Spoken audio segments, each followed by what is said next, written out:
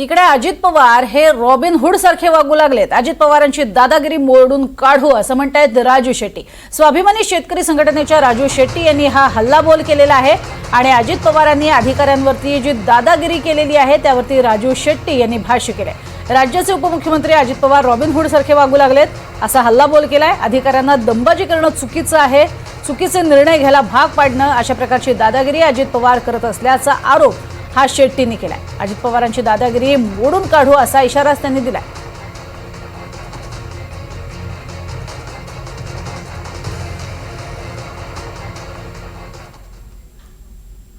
आजकाल robin hood सारखं वागायला लागलेले आहे आणि म्हणूनच कार्यकर्त्यांच्या तक्रारीकडे लक्ष देऊन सत्यता न तपासता वरिष्ठ प्रशासकीय अधिकाऱ्यांना दमबाजी करणं, चुकीच्या गोष्टीला पाठीशी घालणं, प्रशासनावर दबाव आणून चुकीचे निर्णय घ्यायला भाग पडणं अशा प्रकारची दादागिरी अजितदादांची चालू आहे।